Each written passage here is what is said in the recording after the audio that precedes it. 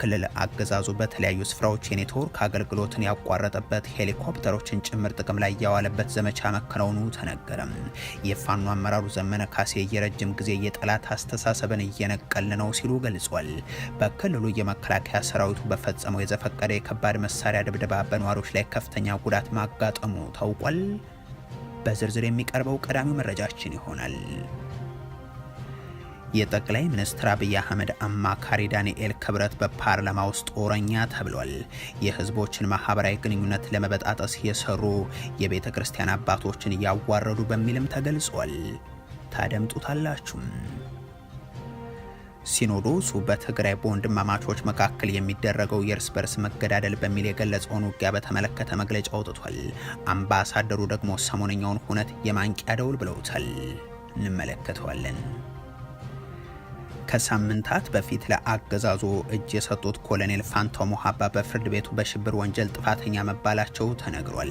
ውሳኔው የተሰጠው ብልጽግና እጅ የሰጡኝ የፋኖ አመራሮች ለምክክር ኮሚሽኔ አጀንዳ ሰጡ ባለ ተመሳሳይ ዕለት ነው። ተጨማሪውን ይዘናል። በኢትዮጵያ ድንበር ቅርብ ርቀት የአየር ድብደባ መፈጸሙ ታወቀም። በዚህም ሳቢያ ሆስፒታሉ መውደሙም ተሰምቷል። በአማራ ክልል አገዛዙ በተለያዩ ስፍራዎች የኔትወርክ አገልግሎቱን ያቋረጠበት ሄሊኮፕተሮችን ጭምር ጥቅም ላይ ያዋለበት ዘመቻን ማከናወኑ ተነገረም። የፋኖ አመራሩ ዘመነ ካሴ የረጅም ጊዜ የጠላት አስተሳሰብን እየነቀል ነው ሲሉ ገልጿል። በክልሉ የመከላከያ ሰራዊቱ በፈጸመው የከባድ መሳሪያ ጥቃት በነዋሪዎች ላይ ከፍተኛ ጉዳት መድረሱም ታውቋል። የአማራ ክልሉ ጦርነት ባለፉት 2 ቀናት አዳዲስ ዘመቻዎችን እያስተናገደ ያለበት የብልጽግናው መንግስት ከወታደራዊ ዘመቻዎቹ ባሻገር የኔትወርክ አገልግሎቶችን ጭምር መዝጋት ላይ የሚገኝበት ሆኗል። በተለይም ከዚህ ሳምንት መጀመሪያ አካባቢ አንስቶ በሰሜን ሸዋ ዞን ከሸዋሮቢት ከተማ ውጭም ባሉት እንደ ቀውትና ራሳን ጨምሮ እስከ አንኮበር ገጠራማ አካባቢዎች ድረስ እንደዚሁም የኦሮሚያ ክልል አዋሳኝ የሰሜን ሸዋ ዞን ቀጠናዎችን የኔትወርክና አልፎ አልፎም የስልክ አገልግሎቶችን ማቋረጡ ታውቋል። በአጎራባች የኦሮሚያ ክልል የሰሜን ሸዋ ዞን እንደ ደገም፣ ኩዩ፣ ሂረቡ፣ አቦቴና ወረጃ አርሶ የሚኖሩ ግለሰቦች የስልክና የኢንተርኔት አገልግሎታቸው ካለፈው ሰኞ ጀምሮ መቋረጡን መዘገባችን የሚታወስ ነው። አገዛዙ በአማራ ክልል በጎጃም ቀጠና ምስራቅ ጎጃም በርካታ የገጠር ቀበሌዎች ሰዴ፣ ማቻከል፣ ሸበል በረንታም፣ በማዕከላዊ ጎንደር አለፋና ቋራ ከከተማዎች ውጭ ያሉ አካባቢዎች እንደዚሁም በወሎ ቀጠና ከሳይንት እስከ ከላላና ወግዴ የተለያዩ ቦታዎችም ዘመቻዎች ለማከናወን በሚል ተመሳሳዩን አድርጓል። በክልሉ ጦርነት ባለፉት 3 ቀናት በተጠናከረ ሁኔታ ከተደረገባቸው አካባቢዎች ውስጥም የደቡብ ወሎ ዞን ወግዴ ቀጠና በግንባር ቀደምትነት የሚጠቀስ ነው። በዚህ አካባቢ አገዛዙ ልዩ ኮማንዶን ጨምሮ የጥምር ጦር አባላት ያላቸውን ኃይሎችን ማሰማራቱ የተነገረ ሲሆን ከፋኖ ኃይሎች ጋር በተደረገው ውጊያም በዚህ ስፍራ ያሰማራቸው የጦር አመራሮችን ጨምሮ ከፍ ያለ ሰብአዊ ጉዳት እንዳጋጠመው የፋኖ ኃይሎች መረጃ ያመለክታል። በተለይም በወረዳው ጫቅታ ተብሎ በሚጠራው ስፍራ ሄሊኮፕተሮችን በመላክ የቆሰሉ አመራሮችን መውሰዱን ለጉዳዩ ቅርበት ያላቸው ምንጮች ይገልጻሉ። ይህን የፋኖ ኃይሎችም ይሁን የአገዛዙ ወታደሮች ከፍ ያለ ጉዳት ያስተናገዱበት ነው የተባለውን የወግዴውን ውጊያ ተከትሎ ሰራዊቱ እንዲያፈገፍግ ካደረገ በኋላ በዘፈቀደ የተኩሳቸው የነበሩ ከባድ መሳሪያዎች ግን በነዋሪዎች ህይወትና መኖሪያ ቤት እንደዚሁም ሰብል ላይ ያደረሱት ጉዳት ግን አሳዛኝ ነው ይላሉ የዓይን እማኞች። ያጌ ተብሎ በሚጠራ ስፍራ ላይ እንኳን 6 የአንድ ቤተሰብ አባላትን ጨምሮ በዚህ በአገዛዙ የከባድ መሳሪያዎች ድብደባ ለህልፈተ ህይወት መዳረጋቸውና በትንሹም 10 ነዋሪዎች ቤታቸውን ዘግተው በተቀመጡበት መቁሰላቸውን ነዋሪዎቹ አረጋግጧል። መነበጉ የተባለውንም ስፍራ ጨምሮ ቤት መቃጠሉንና በቁጥር በውል ያልታወቁ ሰዎች መጎዳታቸውን በማከል የክልሉ የእርስ በርስ ጦርነት እንዲህ ያለ ሲሆን ለአብነት ይህ ተነሳ እንጂ በተለያዩ ስፍራዎች የሚደረጉ ውጊያዎችና የሚደርሱ ጥቃቶች ግን አሁንም መቆሚያ ያጡ ሆኗል።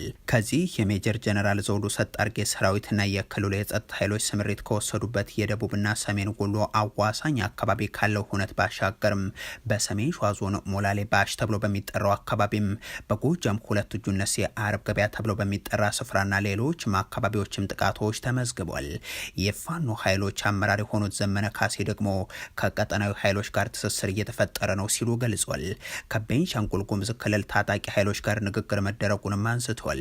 በዚህ ውይይትም ለአመታት በታጣቂዎች ታግተው የነበሩ ሴቶችን ማስለቀቅ ተችሏል ሲሉም ነው የገለጹት። በመተከል ቀጠና በተለያየ ጊዜ በነበሩ አገዛዙም በፈጠራቸው ግጭቶች ምክንያት በርካታ አማራዎች ሲፈናቀሉ፣ ሲጨፈጨፉና ሲታገቱ የቆዩ መሆኑ ይታወቃል። በእኛ በኩል ሰው ከሚፈጥረው የፖለቲካ ክፋትና ጸረ አማራ ሪዮት ጋር እንጂ ከሰው ልጆች ጋር ጸብ የለንም። ጉምዝን ጨምሮ የትኛውም ህዝብ ወገናችን ነው። ስለዚህ በመተከል በጉምዝና የአማራ ህዝብ መካከል፣ በሽናሻና የአማራ ህዝብ መካከል፣ በቤንሻንጉልና የአማራ ህዝብ መካከል መገዳደል ሊዘራ የሚሞክረው የረጅም ጊዜ የጠላት አስተሳሰብን እየነቀል ነው። በምትኩም ፍቅርና አብሮነትን እየተከል ከድርጅቶች ጋርም ጥሩ መቀራረብን እየፈጠርን ነው ብለዋል ዘመነም። ሌላኛው የፋኖ አመራር አስረስ ማረ ደግሞ ከሰሞኑ የፋኖ ኃይሎች አዲስ አደረጃጀት በሰጠው ጋዜጣዊ መግለጫ ወቅት ስለ ኢትዮጵያውያን ኃይሎች ትብብር ማብራሪያ ማቅረባቸው የሚታወስ ነው። እኛ ትብብር ስንል ታሳቢ የምናደርጋቸው 2-3 ነገሮች አሉ። የመጀመሪያው በኢትዮጵያ ህልውናና አንድነት ላይ የአቋም ልዩነት የለንም። ስለዚህ የሁሉም ኢትዮጵያውያን መብት፣ ነፃነት፣ አብሮ መኖር የሚገደው የድርጅት አመራር ነው። አንዱ የድርጅታችን ፖሊሲ እሱ ነው። ሁለተኛው አብይ አህመድ እና አገዛዙ ለየትኛውም ህዝብ ይጠቅማሉ ብለን አናምንም። ይልቁንም ለሁሉም ኢትዮጵያዊ መጥፋት፣ ተራ በተራ መውደም፣ በአጠቃላይ ጦርነትን ብቻ የሚያመርት አገዛዝ መሆኑን በደንብ የምናምንበት ነው። ካልተባበርን በስተቀር ሁላችንም እንደምንጠፋ የሁላችንም ህልውና አደጋ ላይ እንደሚወድቅ በደንብ የምንገነዘበውና የምናምንበት ጉዳይ ነው። አብይ አህመድ አማካሪ ዳንኤል ክብረት በፓርላማ ውስጥ ጦረኛ ተብሏል። የህዝቦችን ማህበራዊ ግንኙነት ለመበጣጠስ እየሰሩ የቤተ ክርስቲያን አባቶችን እያዋረዱ በሚልም ተገልጿል። የጠቅላይ ሚኒስትሩ ማህበራዊ ጉዳዮች አማካሪ የሆኑት ዳንኤል ክብረት ማህበረሰብን ካንሰር፣ አረም፣ ኋላ ቀር ብለው በመሰየም ዜጎችን በጦጣም በዝንጀሮም በእባብም እየመሰሉ በመግለጽ አብይን የሚያገለግሉ ሲሆን ይህንን ባያደርጉ በሰማይ ቤትም ሆነው የሚቆጩ ነገር ስለመሆኑ ከዚህ በፊት የገለጹት ጉዳይ ነው። እኒህ ሰው በትግራይ ክልል ህዝብ ላይ የጭራቅ ገጸ ባህሪን ስለው ሰብከው በየከተሞችን ቦምብ ጣል ጣል ይደረግ ዘንድ አማክረው የሚሊዮኖችን ሞት ፕሮፓጋንዳ በበላይነት መርተዋል። ፊታቸውንም ወደ አማራ ክልል አዙረው ጃውሳ የሚል መነሻ አውሬዎች የሚል መዳረሻ ያለው ፍረጃን አውጥተው ያንኑ አስቀጥሏል። የኢትዮጵያ 10 ሚሊዮን ህዝብ ቢሞትም እኛ እኮ መቀጠል እንችላለን ሲሉም ተሰምተው ያውቃሉ። የሆኖ ሆኖ ዛሬ በህዝብ ተወካዮች ምክር ቤት ለአገዛዙ ልሳን ኢቢሲ የቦርድ ሰብሳቢ ሹመት ሲሰጥም ዳንኤል ክብረት መነጋገሪያ ነበሩ። በእርሳቸው ዙሪያም ሀሳባቸውን ያቀረቡት ደግሞ የምክር ቤት አባሉ ደሳሌ ጫኔ ናቸው። ብልጽግና እንደ ዳንኤል ክብረት ያሉ ሰዎችን ሲያመጣም መቼ እንደተማሩ አይገልጻቸውም።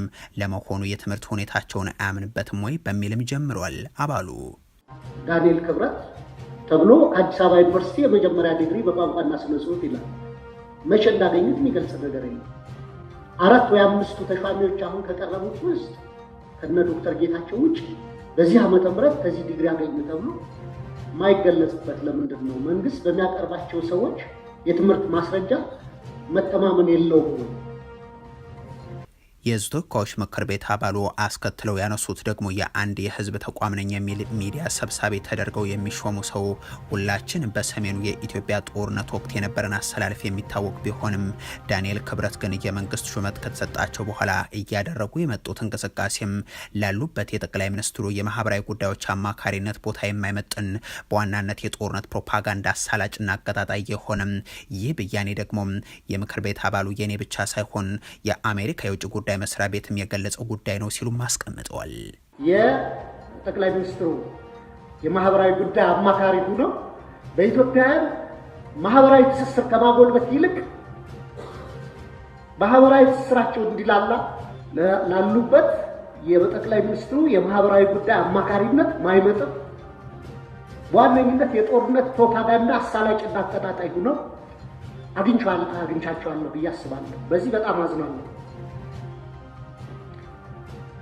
ይህ ጉዳይ ባይዘወይ የኔ ጀጅመንት ብቻ ሳይሆን የአሜሪካ ስቴት ዲፓርትመንትም አደገኛና አሳሳቢ ፕሮፓጋንዳ የሚቀሰቅሱ ብሎ ከዚህ አይነት ድርጊታቸው እንዲታቀቡ ብሎ መግለጫ ያወጣባቸው ናቸው። የምክር ቤት አባሉ ቀጥለው ያስታወሱት ደግሞ ዳንኤል ክብረት የኢትዮጵያ ኦርቶዶክስ ተዋሕዶ ቤተክርስቲያን ፓትርያርክ የሆኑት አቡነ ማትያስን ለማዋረድ በማሰብ ያደረጉትን ቅስቀሳ ነው። የቅድስት ኦርቶዶክስ ተዋሕዶ ፓትርያርክ የሆኑትን አረጋዊውን አባት ብፁዕ አባታችንን ለቤተ ክርስቲያን ለምእመኑ ድህነት ለሀገር ደህንነት ስጋት ናቸው ብለው ከአንድ የሃይማኖት መምህር በማይጠበቅ ሁኔታ እኒህን አረጋዊ አባት ከፍ ዝቅ አድርገው በሚዲያ የተናገሩ ስለሆነ ብዙ ኦርቶዶክስ አማኝም በዚህ ስለተከፋ እኒህ አባት ለኢትዮጵያ የደህንነት ስጋት ለምዕመናን ደግሞ የደህንነት ስጋት ናቸው። ከኢትዮጵያ ለመውጣትም ይሁን ወይም ደግሞ ራሳቸው ተገፋው ለማለት ምክንያት አጥተዋልና መንግስትንም እየቆሰቆሱት ነው፣ ምዕመናኑንም እያበሳጩ ነው፣ ጳጳሳቱንም እያበሳጩ ነው። አሁን አበሳጭተው ሰው በእሳቸው ላይ እንዲነሳ፣ እንዲናደድ፣ እንዲበሳጭ አድርገው ተገፍቼ ነው የወጣሁት ወይም ተገፍቼ ነው እንዲሆንኩት ለማለት ዳንኤል ክብረት እንዲህ ሲገለጹበት በኋላው ፓርላማም ባልተረጋጋ አገዛዝ ያልተረጋጉ የአገዛዙ አገልጋዮች የአብይ አህመድን አማካሪ ለመከላከል ሲተራመሱ ተስተውሏል። አፈ ጉባኤ ታገሰ ጫፎና ባያብል ሙላት የተሰኙ የብልጽግናው የፓርላማ ተላላኪም ከነዚህ ውስጥ የሚጠቀሱ ናቸው። በወቅቱ የሃይማኖት መሪ ለምን ከሰማይ አይወርድም? በሰሜኑ ጦርነት 120 ሺህ ሴቶች ተደፍረዋል ብለው በሚዲያ ተናግረዋል። 120 ሺህ ዓመት ሙሉ ቢሰራ ይሰራል። የተሳሳተ መረጃ ሲኖዶሱ በትግራይ በወንድማማቾች መካከል የሚካሄደውን የእርስ በርስ መገዳደል በሚል የገለጸውን ውጊያ በተመለከተ መግለጫ አውጥቷል። አምባሳደሩ ደግሞ ሰሞነኛውን ሁነት የማንቂያ ደውል ብለውታል። የብልጽግናው ኃይሎች ከትግራይ ኃይሎች ጋር በተለይም በሰሜን ምዕራብ ትግራይ አቅጣጫም የነበራቸው ውጊያና በክልል ውስጥ የተፈጸሙ የድሮን ጥቃቶች ባለፈው ሳምንት መነጋገሪያ ከነበሩ ክስተቶች ውስጥ ይጠቀሳሉ።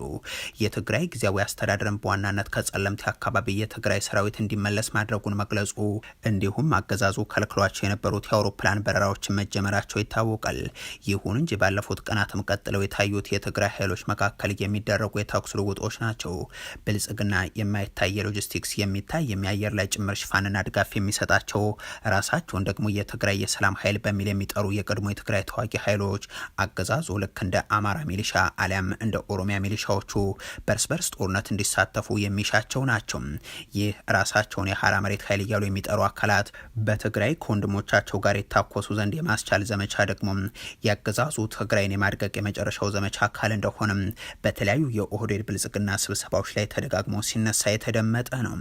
ከሰሞኑ ጠቅላይ ሚኒስትሩ በፓርላማ የትግራይ ህዝብን አታጎሳቁሉ ብዬ ወደ ኤርትራ መልእክት ገዱ አንዳርጋቸው ልክ ያለው ሲሉ ለተሰሙት ለአብይ አህመድ ምላሽ የሰጡት ገዱ አንዳርጋቸው ውሸት ብለው የኦህዴድ ብልጽግናው መሪም ስለ ትግራይ ህዝብ በግል የነገሯቸውን እንዲህ ገልጸውት ነበር።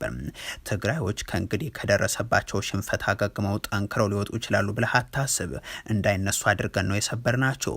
ብዙ ሰው የትግራይ ህዝብ ይለኛል። የትግራይ ህዝብ ከማን ይበልጣል? እንዳይነሳ አድርገን አድቅቀነዋል። በቀጣይነትም ይበልጥ እናደቀዋለን። መሸነፉ ከባድ ስለሆነ ከእንግዲህ ያ የምናውቀው ትግራይ ተመልሶ አይመጣም በማለት ይህ የጠቅላይ ሚኒስትሩ ንግግር በተግባር ይገለጽ ዘንድ ይመስላል በቅርቡ በሁለት የትግራይ አካላት መካከል የተኩስ ልውጦች መቀጠላቸው ኦፍላ ወረዳ ዛታ ዛና ቢሶበር ሸቃይ ከተማ አካባቢዎችን ጨምሮ ትግራይ ከአፋርና በወሎና ሰቆጣ በኩል ከአማራ ክልል ጋር በሚያዋስኑ አካባቢዎችም እነዚህ ሐራ መሬት ኃይሎች ከቲዲኤፍ ጋር ወደ ግጭት አምርተዋል።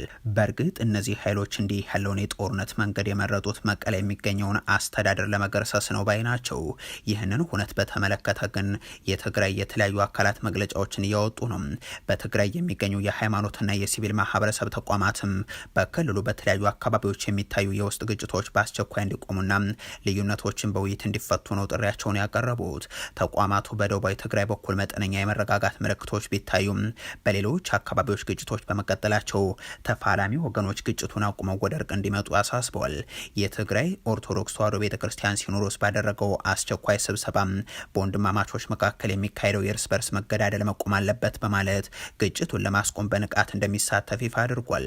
ሲኖዶሱ በሰጠው መግለጫ የትግራይ ህዝብ በቅርብ ታሪኩ እጅግ አስከፊ ለሆነ ቀውስ በተጋለጠበት ወቅት የውስጥ ጥቃቶችን ለማስቆም የእርስ በርስ መግባባትና እርቅ እንዲሰፍን እንደሚሰራም ገልጿል።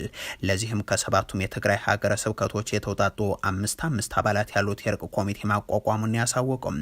በተመሳሳይ የትግራይ ፐብሊክ ዲፕሎማሲ ፎረም ጦርነቱ ይቁም፣ ወደ ውይይትም እንመለስ በሚል ባወጣው አስቸኳይ መግለጫውም ወገኖች ልዩነታቸውን በኃይል ከመፍታት ይልቅ በውይይት እንዲፈቱት በድጋሚ ጥሪውን አቅርቧል። ፎረሙ መጠነኛ መሻሻል ምልክቶች ቢታዩም አሁንም በትግራይ ትግራይ የተለያዩ አካባቢዎች በተለይም በደቡብ በኩል ከአንድ ማህፀን በወጡ ወንድማማቾች መካከል የግጭት ሪፖርቶች እየደረሱት መሆኑን ገልጾም ድርጊቱን አላስፈላጊና እጅግ አውዳሚ ሲልም አስጠንቅቋል። አክሎም በአስቸኳይ ተኩስ አቁም እንዲደረግና ወገኖችም ለድርድር እንዲዘጋጁ ጠይቆም የሃይማኖት አባቶች፣ የሀገር ሽማግሌዎችና የሲቪል ማህበረሰብም ተፋላሚዎችን ወደ ድርድር ጠረጴዛ ለማምጣት ጥረታቸውን እንዲያጠናክሩ ነው ጥሪ ያቀረበው። በተጨማሪም ለቆሰሉ ወገኖች አስቸኳይ የሕክምና እርዳታ እንዲቀርብ፣ ሰብአዊ ድጋፎች ያለ ገደብ እንዲንቀሳቀሱና የመገናኛ ብዙሃንም ግጭቱን ከሚያባብሱ ዘገባዎች እንዲቆጠቡ ጥሪ አቅርቧል። በቅርቡ ከትግራይም ከ4 ኪሎም የተለያየ ምላሽ እንዲሰጣቸው ያስገደደ ጉዞን ወደ ወልቃይት ያደረጉት አምባሳደሩ ደግሞ ሰሞነኛውን የትግራይን ሁነት ማንቂያ ደውል ብለውታል። በኢትዮጵያ የአሜሪካ አምባሳደር ኤርቪን ማሲንጋም ባለፈው ሳምንት በሰሜን ኢትዮጵያ የታየው ክስተት ሁሉንም ወገን ለሰላምና ለሁለንተናዊ መረጋጋት በጠንካራ ቁርጠኝነት ሊሰራ ግድ እንደሆነ የሚያመላክት ክስተት ብለውታል።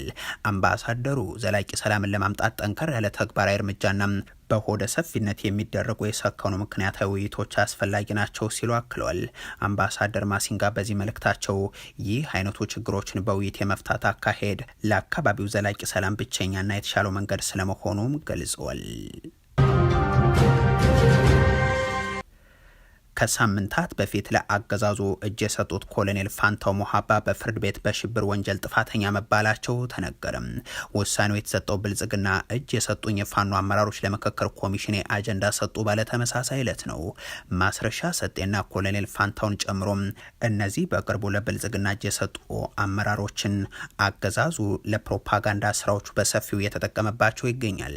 ዛሬም የ4 ኪሎ አስተዳደር አማርኛ ብሔራዊ ቋንቋ እንዲሆን ገለልተኛ የህዝብ ቆጠራ እንዲከናወን የሚሉትን ጨምሮ 17 አጀንዳዎችን ለሀገራዊ የምክክር ኮሚሽን አበረከቱ ሲል ገልጿል። በፍርድ ቤቱ ደግሞ አጀንዳ ሲሰጡ ዋሉ የተባሉት እናም እጅ የሰጡ አመራርን በሽብር ወንጀል ጥፋተኛ መባላቸውን ሲያነብ ውሏል። የፌዴራሉ ከፍተኛ ፍርድ ቤት ልደታ ምድብ አንደኛ ጸረ ሽብር ወንጀል ችሎት በነ መስከረም አበራ የክስ መዝገብ በሽብር ወንጀል ተከሰው በነበሩ 16 ተከሳሾች ላይ ክሳቸውን እንዲከላከሉ ብይን ሰጥቷል። ከ23ቱ ችሎት የቀረቡ ተከሳሾች መካከል 7ቱ የቀረበባቸውን ክስ የሚደግፍ በቂ ማስረጃ ባለመገኘቱ በነፃ እንዲሰናበቱ ተወስኗል ተብሏል። በዚህ የችሎት ውሎም በቅርቡ ለብልጽግና እጃቸውን የሰጡት ኮሎኔል ፋንታው ሞሃባ ናቸው በሽብር ወንጀል የጥፋተኝነት ውሳኔ ተላልፎባቸዋል የተባሉት። በተደጋጋሚ በጋዜጣ ጥሪ ቢደረግላቸውም ሊገኙ ባለመቻላቸው ነው ጥፋተኛ በሚል ብይን የተሰጠው። ይህ የጥፋተኝነት ውሳኔ ደግሞ ኮሎኔል ፋንታውን ሞሃባው ከ15 ዓመት እስራት እስከ ሞት ድረስ የሚያስቀጣ የወንጀል የጥፋት አይነት ላይ ያረፈ ስለመሆኑም የፍርድ ቤቱ መረጃዎች ያሳያሉ። ብልጽግና በበርካታ የክስ መዝገቦች ፍርድ ቤቶች ያሳለፏቸውን የይፈቱ ውሳኔዎችን አጥፎ እያሰረም ለፍትህ ተቋማት ያለውን እንቢተኝነት እንዳሳየው ሁሉ በኮሎኔሉ ላይ የፍርድ ቤቱን ውሳኔ ጥሶ ይከላከላል ወይንስ እጅ የሰጡትን ሰው ፖሊስ ልኮ ለጥፋተኝነት ፍርዱ ተፈጻሚነት ችሎት ያቀርባቸዋል የሚለው ግን ወደፊት የሚታይ ይሆናል። በኢትዮጵያ ድንበር ጠንካራ የተባለ የአየር ድብደባ ተፈጸመ። በዚህም ሳቢያ ሆስፒታሉ መውደሙ ተሰምቷል። አገዛዙ በኢትዮጵያ ግዛት ውስጥ የውጭ አማጺ ኃይሎችን እያሰለጠነ ከቢሾፍቱ እስከ ቦሌ ከባህር ዳር እስከ አሶሳ የተባበሩት አረብ ኤምሬቶችን ጦር መሳሪያዎችን እንድታራግፍ እያደረገም ሌላ ጦርነት ወደ ኢትዮጵያ እየጋበዘም ይገኛል። ከሰሞኑ በሱዳን ድንበር አካባቢ ብሉ ናይል ግዛት የነበረው ሁነትም የሚጠቀስ ክስተት ነው። አሁን ደግሞ በደቡብ ሱዳን ከኢትዮጵያ ጋር ከሚያዋስነው ድንበር አቅራቢያ የሚገኝ ግዛት ውስጥ የአየር ጥቃት ከተፈጸመ በኋላ ቁጥራቸው በውል ያልታወቁ የእርዳታ ሰራተኞች የደረሱበት እንዳልታወቀ ተሰምቷል። በደቡብ ሱዳን ጆንግሌ ግዛት ውስጥ በሚገኝ በድንበር የለሽ ሐኪሞች ቡድን MSF በሚመራው ሆስፒታል ላይ ከትናንት በስቲያ የደቡብ ሱዳን መንግስት ኃይሎች የአየር ጥቃት መፈጸማቸው ታውቋል። በኢትዮጵያ ድንበር አካባቢ ፔሪ በተባለ ስፍራ በሚገኝ የጤና ተቋም ላይ በተመሳሳይ ቀን ደግሞ ማንነታቸው ባልታወቁ ታጣቂዎች በተፈጸመ ሌላ ጥቃት ዝርፊያ ተፈጽሞ ተቋሙ ለአካባቢው ማህበረሰብ ጥቅም በማይሰጥበት ደረጃ ላይ ስለመድረሱም ተቋሙ ገልጿል። ባልደረቦቻችን ጥቃቱን በመፍራት ከማህበረሰቡ ጋር አካባቢውን ለቀው በመሸሻቸው ምን እንዳጋጠማቸውና የት እንዳሉ እስካሁን አይታወቅም ሲልም ነው ድርጅቱ የገለጸው። ከቅርብ ጊዜ ወዲህ በሀገሪቱ መንግስት ኃይሎችና ፕሬዚደንት ሳልቫኪርን ለመገልበጥ በማሴር ከስልጣናቸው ለተነሱት ለምክትል ፕሬዚደንት ሪክ ማቻር ታማኝ በሆኑ ኃይሎች መካከል በጆንግሌ ግዛት ውስጥ ውጊያዎች እየተደረጉ ናቸው። እነዚህ ውጊያዎች ደግሞ ከሱዳን ተለይታ አዲስ በሆነችው ደቡብ ደቡብ ሱዳን ውስጥ የእርስ በርስ ጦርነት መልሶ እንዲያገረሽ ያደርጋል በሚል ስጋትን ያጫሩ ሆኗል። ከፍተኛ የምግብ እጥረት ካለባቸው የደቡብ ሱዳን ክፍሎች መካከል አንዱ በሆነው ጆንግሌ ውስጥ ከፍተኛ የጤና አገልግሎት ፍላጎት ያለ ሲሆን ካለፈው ታህሳስ ወር ወዲህ በተደረጉ ውጊያዎችና የአየር ድብደባዎችም 280 ሺህ ይደርሳሉ የተባሉ ሰዎች መፈናቀላቸውን የተባበሩት መንግስታት ድርጅት ሪፖርት ያሳያል። ኤምኤስኤፍ እንዳሳወቀው ከሆነ ከትናንት በስቲያ በተፈጸመው የመጀመሪያው የአየር ጥቃት ቀደም ብሎ ጥቃት ሊፈጸም እንደሚችል መረጃ ደርሶት ነበርም። በዚህ ምክንያት ከጥቃቱ ከሰዓታት በፊት ህመምተኞችንና ሰራተኞችን ከሆስፒታሉ ለቀው እንዲወጡ አድርጓል። አንድ የሆስፒታሉ ሰራተኛ ቆስሏል። እንደዚሁም የሆስፒታሉ ዋነኛ መጋዘን በውስጡ ከነበሩ የህክምና አቅርቦቶች ጋር ወድሟል ሲልም ድርጅቱ ባወጣው መግለጫ ጠቁሟል። ጥቃቱ የተፈጸመባት ጆንግሌ ውስጥ የሚገኘው ላንኪን የተባለው አካባቢ በመንግስትና በተቃዋሚዎች መካከል አዲስ የተቀሰቀሰው ውጊያ ማዕከል ሆኗል። በጥቃቱ ወቅት የሆስፒታሉ ዋነኛ መጋዘን በመውደሙም የህክምና አገልግሎት ለመስጠት የሚያስፈልጉ በጣም ወሳኝ የሆኑ ነገሮችን አጥተናል ሲልም ድርጅቱ ያክላል። ከጥቃቱ ጀርባ ማን እንዳለ ወዲያውኑ የታወቀ ባይሆንም ኤምኤስኤፍ ግን በሀገር ውስጥ የአየር ጥቃት የመፈጸም አቅም ያለው የደቡብ ሱዳን ጦር ኃይል ብቻ ነው ሲል የሀገሪቱን ሰራዊት ከሷል።